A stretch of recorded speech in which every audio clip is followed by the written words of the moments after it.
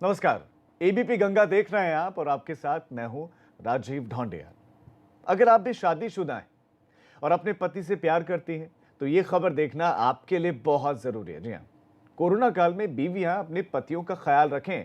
ये बात हम इसलिए कह रहे हैं क्योंकि एक रिसर्च में ये बात सामने आई है कि महिलाओं की अपेक्षा कोरोना वायरस का खतरा पुरुषों पर ज्यादा मंडरा रहा है। महिलाएं कंपैरेटिवली सुरक्षित हैं।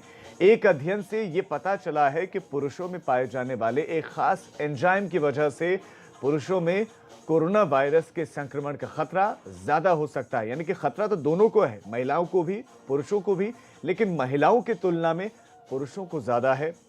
और ये निष्कर्ष कई हजार संक्रमित लोगों पर किए गए शोध के आधार पर निकाला गया है। इसमें यह पाया गया है कि महिलाओं की तुलना में पुरुषों के खून में, उनके ब्लड में ACE2 यानी कि एंजियोटेंसिन कन्वर्टिंग एंजाइम 2 ज्यादा पाया गया और इस एंजाइम के जरिए ही कोरोना वायरस पुरुषों में स्वस्थ कोशिकाओं को संक्रमित करने में सक्षम होता है। यानी कि जो पुरुषों की स्वस्थ कोशिकाएं हैं वो संक्रमित हो जाती हैं जल्दी। तो रिसर्च में जो दावा किया गया है वो हम आपको साथ साथ बता रहे हैं। ये दावा किया गया है कि ACE2 प्रोटीन फेफड़ों, हार्ट और आंतों में ये पाया जाता है। जिसमें दावा किया गया है कि महिलाओं की तुलना में पुरुषों को ये ज्यादा संक्रमित करता है।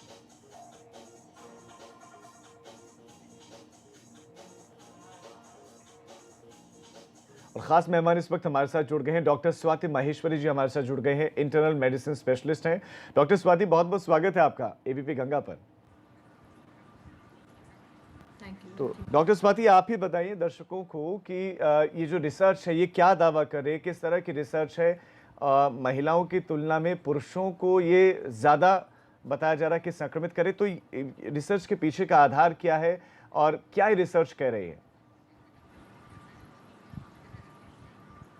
देखिए, ब्रिटेन से ये रिसर्च आई है और ये बात काफ़ी समय से, जब से हम कोरोना वायरस का संक्रमण देख रहे हैं और उसकी वैक्सीन बनाने की कोशिश की जा रही है, उसकी दवाइयों के लिए कोशिश की जा रही है, तभी से ये बात सामने थी कि जो एस रिसेप्टर होता है, एंजियोटेंसिन कन्वर्टिंग एंजाइम, जिसके ऊपर एक्ट करता है, और ये जो एक रिसेप्टर होता है, इसी के थ्रू जो कोरोना वायरस होता है वो हमारे जो फेफड़े हैं उनमें प्रवेश करता है, वो जाकर वहाँ पर चिपकता है और वहाँ से फिर हमारे फेफड़ों में अंदर घुस जाता है। तो इसके बारे में शुरू से काफ़ी जानकारी थी और जो वैक्सीन्स वगैरह बनाने की कोशिश हो रही है वो भी इसी को टारगेट करके खास तौर से बनाने की कोशिश भी चल रही है। उधर दवाइयों के लिए भी यही कोशिश चल रही है कि किसी तरह से यहाँ पर जो कोरोना वायरस चिपकता है उसे चिपकने ना दें और कैसे हम कोशिश करें कि वो यहाँ से एंट्री ना कर पाए, इसके लिए कई सारी कोशिशें की जा रही हैं। अब ये देखा गया है खास तौर से कि ये जो एंजाइम होता है जो इस पूरे प्रोसेस में सुविधाजनक होता है, जो कि इसको लैच को हेल्प करता है,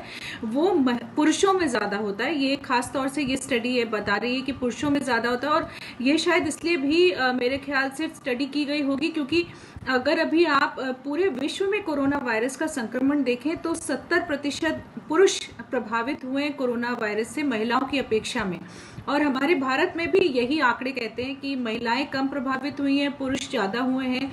तो कहीं ना कहीं बार बार ये स्टडी चल रही है कि आखिर इसके पीछे क्या कारण है, क्यों पुरुषों में ज़्यादा हो रहा है। और जब आप इस तरह की कोई स्टडी करते हैं तो उससे आपको बहुत सारे क्लूज भी मिलते हैं, हिंट्स भी मिलते हैं, क्योंकि फिर वो आपको और आगे ट्रीटमेंट करने में, वैक्सीन करने में मदद करते हैं। तो इस तरह की जो स्टडीज़ आती हैं वो हमारे लिए, शोधकर्ताओं के लिए काफ़ी अच्छी होती हैं जो उसमें ऑलरेडी रिसर्च कर रहे होते हैं। और भी कई कारण ऐसे देखे गए हैं। इसके अलावा राजीव जी अगर बात करें तो देखिए, पुरुषों में ज़्यादा स्मोकिंग होती है, अल्कोहल वो लोग ज़्यादा सेवन करते हैं, इस वजह से भी पुरुषों में ज़्यादा संक्रमण देखा जा रहा है। और एक खास बात ये भी है कि अगर इस वक्त आप विश्व में ये देखें कि जो लोग 100 साल से ऊपर की जिनकी उम्र है ज़्यादातर, या 90 साल से ज़्यादा जो है, उसमें से 80% जो है वो महिलाएं हैं। तो ये देखा गया है कि महिलाओं में जो उम्र होती है वो लंबी होती है, उनमें लॉन्जिटिविटी होती है। और इसके पीछे भी अभी काफ़ी सारी स्टडीज़ चल रही हैं कि वो क्या कारण है जिस वजह से महिलाओं में जो है वो लंबी उम्र देखी जा रही है और पुरुषों में इतनी लंबी उम्र नहीं देखी जाती।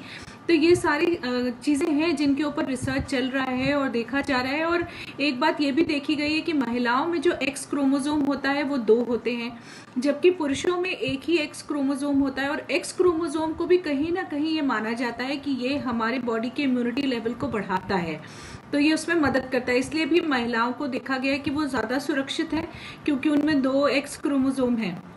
यानी कि महिलाएं ज़्यादा सुरक्षित हैं। डॉक्टर स्वाति, अ, जो भी पुरुष प्रोग्राम देख रहे हैं वो ज़रूर घबरा रहे होंगे, लेकिन मैं आपसे ये जानना चाहूँगा कि जो ACA2 है, आप पहले इसके बारे में समझाइए कि ये पुरुषों में ज़्यादा क्यों होता है, महिलाओं में कम क्यों होता है, ये है क्या एग्जैक्टली, इसका काम क्या क्या है शरीर में? देखिए, ये एक तरह का एंजाइम होता है जो कि हमारे किडनी, लंग्स और जो हमारे फेफड़े होते हैं, इन सब ऑर्गन्स पे इसके रिसेप्टर्स होते हैं, वहाँ जाकर ये एक्ट करता है।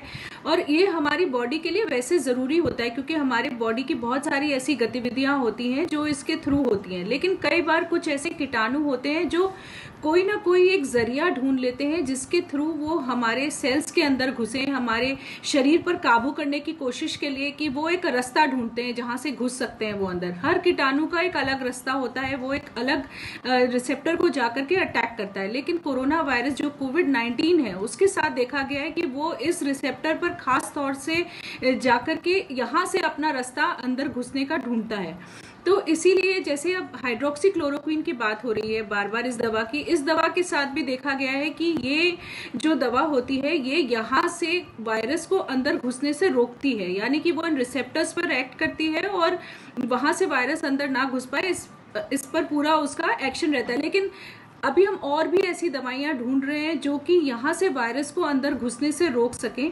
अभी हाइड्रोक्सी क्लोरोक्विन पूरी तरह से इसमें कारगर साबित नहीं हुई है, लेकिन और भी दवाइयां, तो ये एक ऐसा मान के चलिए कि एक रास्ता है जहाँ से वायरस अंदर घुसता है और इसी दरवाजे को बंद करने का प्रयास किया जा रहा है ताकि यहाँ से वायरस अंदर शरीर में ना घुस पाए।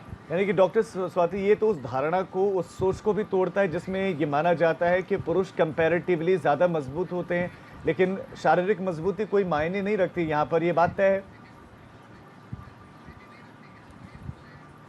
नहीं, देखिए ये ज़रूर है कि हाँ, पुरुष क्योंकि उनमें ये एंजाइम ज़्यादा देखा गया है स्टडी के मुताबिक, अगर हम देखें तो इस वजह से वो एक रिस्क पर हैं और ज़्यादा रिस्क पर हैं। लेकिन वैसे अगर हम देखें तो देखिए बहुत सारे पुरुष स्मोकिंग करते हैं, अल्कोहल का सेवन करते हैं, फीमेल्स इस तरह की चीज़ें कम करती हैं, तो इस ऐसे करके भी आप खुद भी अपने रिस्क बढ़ा लेते हैं। देखिए ज़रूर ये है, 2 तरह की इम्यूनिटी होती है हमारी, एक अडेप्टिव इम्यूनिटी होती है और एक इनेट इम्यूनिटी होती है। इनेट का मतलब होता है कि जो आपको पैदाइशी मिली है, जिन जीन्स के साथ आप पैदा हुए हैं उस वजह से आपकी इम्यूनिटी है। लेकिन एक इम्यूनिटी होती है अडेप्टिव, यानी कि समय के साथ जिस तरह का आपका बिहेवियर है, जिस तरह का आपका लाइफस्टाइल है, जिस तरह का आपको एक्सपोजर हुआ है, कौन कौन सी पीछे आपको बीमारियां हो चुकी हैं, वो सब निर्धारित करता है कि हमारी अडेप्टिव इम्यूनिटी कैसी है। तो एक इनेट इम्यूनिटी जो है, जो पैदाइशी आपको मिली है वो तो ठीक है, लेकिन जो अडेप्टिव इम्यूनिटी है वो आपके हाथ में है। आप किस तरह के अपने लाइफस्टाइल फॉलो कर रहे हैं, आप किस तरह का आपका खान पान है, किस तरह के आपके सोच विचार हैं, वो सब आपकी अडेप्टिव इम्यूनिटी पे एक्ट करते हैं। और ये एक बहुत बड़ी ढाल होती है हमारे शरीर की। अगर हम इस ढाल में छेद करेंगे, अगर इस ढाल को हम कमजोर बनाएंगे तो फिर हमें कोई भी संक्रमण हो सकता है। आज कोरोना वायरस है, कोई भी और देखिए आप ज्यादा संक्रमण हो सकता है। लेकिन अगर आप अपनी ढाल को मजबूत रखेंगे, अगर आप वो सारी चीजें करेंगे जो कि इम्यूनिटी को स्ट्रांग करने के लिए जरूरी है, आप अच्छा लाइफस्टाइल फॉलो करेंगे, तो आपकी ढाल मजबूत रहेगी और आप और भी संक्रमणों से बचे रहेंगे और आप एक हेल्दी जीवन जिएंगे, आपकी उम्र लंबी होगी, आप ज्यादा प्रोडक्टिव होंगे, आप अच्छे काम कर पाएंगे, आप उस तरफ ज्यादा ध्यान लगा पाएंगे, ना कि आप अपने शरीर से ही सारे टाइम जूझते रहें। तो ये स्थिति नहीं होगी। तो एडेप्टिव इम्यूनिटी भी एक बहुत जरूरी चीज है जो कि हमारे खुद अपने हाथों में है और जितना हम उसको स्ट्रॉन्ग करने का प्रयत्न करें उतना अच्छा होगा। बहुत महत्वपूर्ण पॉइंट्स डॉक्टर स्वाति आप बता रहे हैं। तो जो भी दर्शक इस वक्त हमें देख रहे हैं वो हमारे साथ जुड़े रहिए। डॉक्टर स्वाति से मैं आगे ये जानूंगा कि आप कौन सी डाइट लें, हेल्दी फूड क्या खाएं आप, कि आप खुद को सुरक्षित रख सकें, क्योंकि महिलाओं की अपेक्षा आपको ज़्यादा खतरा है। लेकिन मैं इस बीच में डॉक्टर स्वाति आपसे ये जानना चाह रहा हूँ पहले कि इम्यूनिटी की आप बात कर रहे थे कि इनेट और अडेप्टिव इम्यूनिटी होती है, तो महिलाओं और पुरुषों की इम्यूनिटी में भी किसी तरह का फ़र्क होता है? दोनों की इम्यूनिटी एक जैसी ही है या उसमें भी कुछ अंतर आप है कुछ? देखिए देखिए, जैसे जेनेटिक मेकअप में हम बता रहे हैं कि एक्स क्रोमोसोम फीमेल्स में 2 होते हैं और मेल्स में 1 ही होता है। इसकी वजह से डेफिनेटली फीमेल्स एक थोड़े एडवांटेज पर हैं कि उनका इम्यूनिटी लेवल जो पुरुष हैं उनसे बेटर होता है।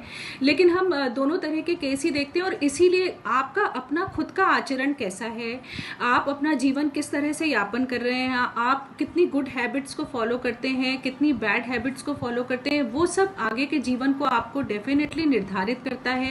आपका स्वास्थ्य कैसा रहेगा उस पर बहुत ज़्यादा दामोदार रहता है कि आप किस तरह के जीवन को फॉलो कर रहे हैं, आप क्या कर रहे हैं। देखिए, बहुत सारे लोग आपने देखा है कि बिल्कुल परवाह नहीं करते हैं अपनी हेल्थ की, जो उनका मन करता है करते हैं, खान पान का भी ध्यान नहीं रखते, सोने का भी ध्यान नहीं रखते हैं, बस एक भागदौड़ के जीवन में लगे हुए हैं सारे टाइम। और अब कितनी बार आपने देखा है कि अचानक से हार्ट अटैक हो गया, अचानक से पता चला कि इसको कैंसर है, अचानक से बीमारियां सामने आ जाती हैं। ये सब तभी होता है जब हम लंबे समय से अपनी हेल्थ का ध्यान जी। नहीं रख रहे हैं और हम सब कुछ अपने शरीर को टेकन फॉर ग्रांटेड लेते जी। हैं। हम ये मान के चलते हैं कि जो हमें मिला है ठीक है और अब हम उसकी तरफ ध्यान नहीं। लेकिन अब देखिए, ठीक है। बार बार जब भी इस तरह की कोई विपदा आती है तो वो हमारी आंखें खोलती है, वो हमें इस बात को सोचने के लिए विवश करती है। जी।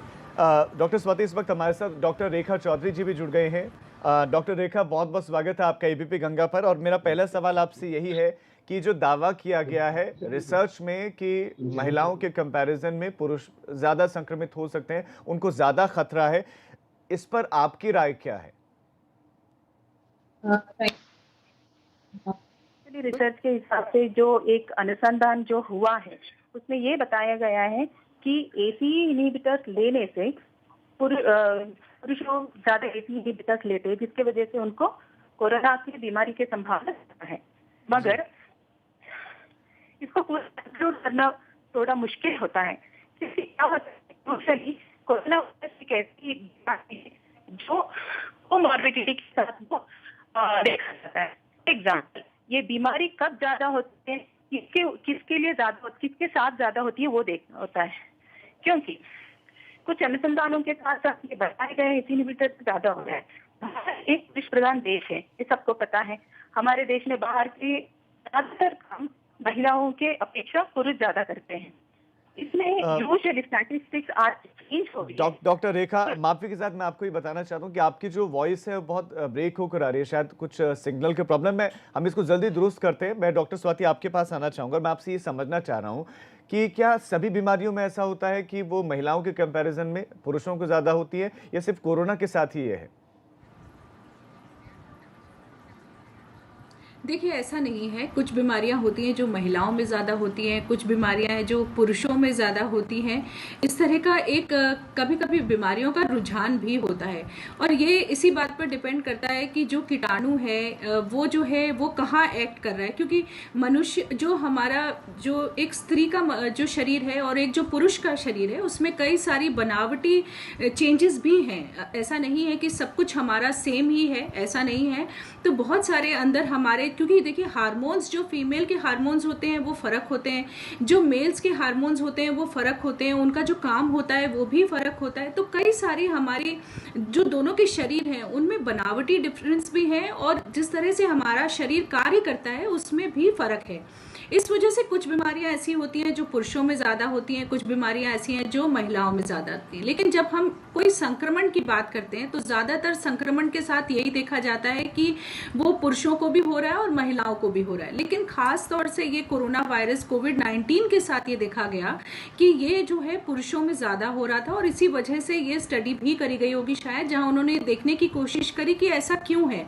क्योंकि ये एक संक्रमण है, ये इन्फेक्शन है, तो ये तो किसी को भी लग सकता है, लेकिन फिर पुरुषों को ज़्यादा क्यों हो रहा है। तो ऐसे में उन्होंने जब ये स्टडी करी तो उन्होंने ये देखा कि जो पुरुष हैं उनमें ये एंजाइम ACE2 जो एंजाइम होता है ये ज़्यादा होता है और शायद उन्हें लग रहा है कि इस वजह से पुरुषों को है ये ज़्यादा इन्फेक्शन हो रहा है। लेकिन अभी ये देखिए स्टडीज़ हैं, धीरे धीरे और ज़्यादा शोध इनके ऊपर होना ज़रूरी है, तब हमें और भी ज़्यादा ठीक से पता चलेगा। हो सकता है कोई और कारण भी हो जिस वजह से पुरुषों को ज़्यादा हो रहा है, लेकिन ये समय के साथ ही पता चल पाएगा। जी, डॉक्टर रेखा चौधरी एक बार फिर से हमारे साथ जुड़ी हैं। डॉक्टर रेखा, मैं आपसे ये जानना चाह रहा हूँ कि पुरुषों को चूंकि ये ज़्यादा हो रहा है, तो ऐसे में उनको क्या करना चाहिए? इसके पीछे के कारण आप क्या देख पा रहे हैं? और चूंकि मैंने आपसे पहले पूछा था कि आपकी राय क्या है, तो आवाज़ आपकी ब्रेक हो रही, तो आप वो भी बता सकती हैं अभी। देखिए, मैं यही कह रही हूँ क्योंकि हमारे देश क्या है, पुरुष प्रधान देश है। जो भी काम करते हैं बाहर के लोगों से जो एक्सपोज होते हैं सबसे ज्यादा पुरुष होते हैं, है ना। मेनली क्या है, चाहे वो मार्केट हो सकता है, ऑफिशियल हो सकता है, हालांकि आजकल थोड़ा चेंजेस हो रहा है। तो ज्यादातर एक्सपोजर पुरुष होते हैं, उसके साथ साथ उनके आदतें और हैबिट्स होता है, स्मोकिंग, अल्कोहल और सारी चीजें पुरुष महिला अपेक्षा ज्यादा लेते हैं।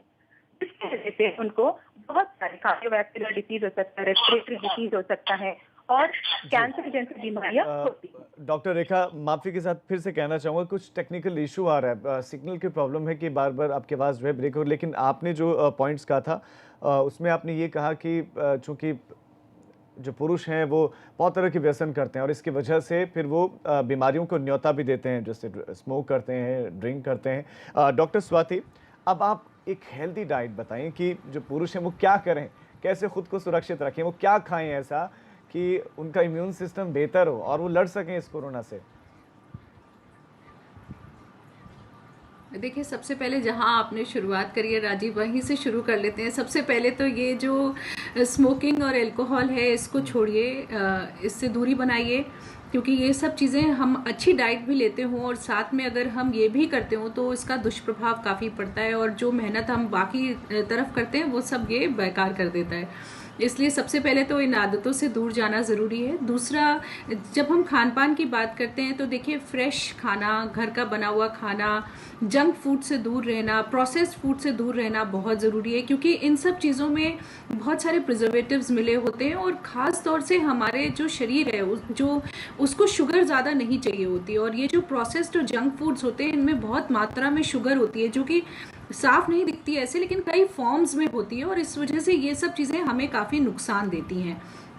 साथ में जितनी भी ये जंक फूड्स होते हैं इनके अंदर कुछ इस तरह के केमिकल्स भी कई बार मिलाए जाते हैं जो कि हमारे जो ब्रेन का सेटाइटी सेंटर होता है उसको इस तरह से एक्टिवेट करते हैं कि हमारा हाथ रुकता नहीं है, हम खाते ही जाते हैं। जैसे पॉपकॉर्न वगैरह हैं, चिप्स वगैरह हैं, कई बार आपने देखा है कि हाथ रुकता नहीं है। तो ये सब चीज़ें हमारे शरीर पर बुरा प्रभाव डालती हैं। तो हमें कोशिश करना चाहिए कि ये सब चीज़ें हम एक लिमिटेड मात्रा में खाएं। ऐसा नहीं है कि हम इन्हें नहीं खाएं, लेकिन एक बैलेंस डाइट अगर हम लें, इनको कभी कभी इनका सेवन करें तो अच्छा है। तो कोशिश करें कि घर में आप घर का बना हुआ खाना खाइए, वेजिटेबल्स खाइए, फ्रूट्स खाइए। ये सब चीज़ें जितना हम नेचुरल फूड खाएंगे उतना हमारे शरीर को विटामिन मिलेंगे, मिनरल्स मिलेंगे, वो सारी ज़रूरी चीज़ें मिलेंगी जो हमारे शरीर के लिए चाहिए होता है। क्योंकि देखिए, जो फ्रूट्स की शुगर होती है वो हमारे शरीर के लिए अच्छी होती है, तो वहाँ से अगर हम शुगर का सेवन करें, इस फॉर्म में अगर सेवन करें तो वो हमारे शरीर के लिए अच्छा है। और ख़ास तौर से अभी इस समय में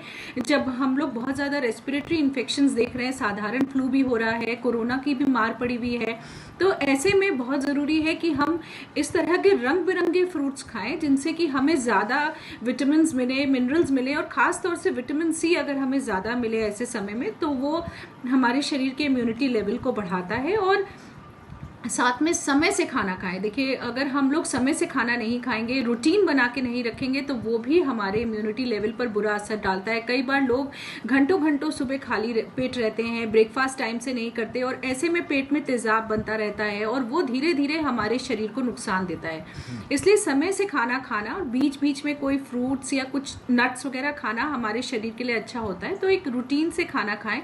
साथ में एक्सरसाइज करना बहुत ज़रूरी है, वो भी हमारे इम्यूनिटी लेवल को बढ़ाता है। तो दिन में आधा घंटा, 1 घंटा, जो भी आपको सुविधाजनक लगता है और जिस भी तरह की एक्सरसाइज आपको सुविधाजनक लगती है, योगा करते हैं, मेडिटेशन करते हैं, कोई और तरह की एक्सरसाइज जो भी आप करना चाहें वो आप करिए। वो आपके शरीर के इम्यूनिटी लेवल को बढ़ाता है। और अच्छे विचार रखना, अच्छी नींद हम सब लोगों के लिए बहुत ज़रूरी है और पानी अच्छी मात्रा में पीना भी हमारे शरीर के लिए बहुत ज़रूरी होता है। और इन सब चीज़ों से हमारा इम्यूनिटी लेवल स्ट्रांग होता है। और ख़ास तौर से अभी के समय में अगर हम नींबू, आंवला, संतरे, मौसमी, पपीता, अमरूद, इस तरह के फ्रूट्स अगर खाएं तो ये हमारे शरीर के लिए अच्छे हैं। आप च्यवनप्राश का सेवन भी कर सकते हैं। तो ये सब चीज़ें हमारे बॉडी के इम्यूनिटी लेवल को बढ़ाती हैं।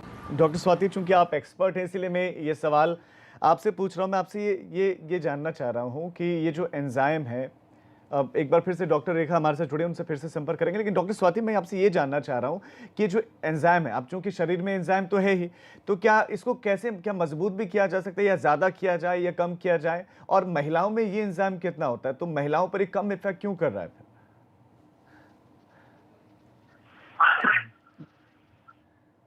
बनावटी हम लोगों का शरीर है कि मनुष्य में ज़्यादा है और हमारी जो फीमेल्स हैं यानी कि स्त्रियों में कम है, लेकिन इसके लिए कोई ऐसी दवा नहीं है जिससे कि हम इसको कम या बढ़ा सकें। अभी बहुत सारी ऐसी ब्लड प्रेशर की दवाइयां हैं और ख़ास तौर से हार्ट के पेशेंट्स भी होते हैं जिन्हें एस इनहिबिटर दिया जाता है, यानी कि इस एंजाइम को कम करने की जो दवा होती है वो कहीं ना कहीं इसी पर एक्ट करती है और वो दी जाती है। तो बहुत सारे लोग इस तरह की ब्लड प्रेशर और हार्ट के पेशेंट्स ये दवा खाते हैं। तो बीच में जब ये स्टडी के बारे में बात हुई और ये बात हुई कि एस इनहिबिटर के थ्रू ही ये वायरस अंदर जाता है, तो एक पैनिक की सिचुएशन हुई कि क्या जो लोग इस तरह की ब्लड प्रेशर की दवा खा रहे हैं या हार्ट के लिए इस दवा को खा रहे हैं तो क्या वो ज़्यादा रिस्क पर होंगे, क्या उन्हें ज़्यादा इन्फेक्शन हो सकता है। तो खास तौर से जो अमेरिका का जनरल है, इंग्लैंड जनरल है, और जो वहाँ के हाइपरटेंसिव सोसाइटीज़ हैं अमेरिका की भी और ब्रिटेन की भी, उन्होंने खास तौर से इस बात की पुष्टि करी कि नहीं, जो लोग ये दवाइयाँ खा रहे हैं वो उनका सेवन करते रहें, किसी को भी दवा में फेरबदल करने की ज़रूरत नहीं है। और उन्होंने साफ तौर से ये बात बोली है कि इस दवा के सेवन से आपको कोरोना वायरस का इन्फेक्शन नहीं बढ़ेगा, क्योंकि ये बहुत कॉमनली यूज दवाइयाँ हैं। राजीव, ज़्यादातर सभी जितने भी ब्लड प्रेशर के मरीज हैं, हार्ट के मरीज हैं, उनको ये दवाइयाँ चल रही खाना होती हैं। अच्छा होना चाहिए, डाइट आपकी अच्छी होनी चाहिए, खुद को आप स्वच्छ रखें, यही एकमात्र आपके पास फिलहाल विकल्प, और कुछ छोटी मोटी दवाइयाँ।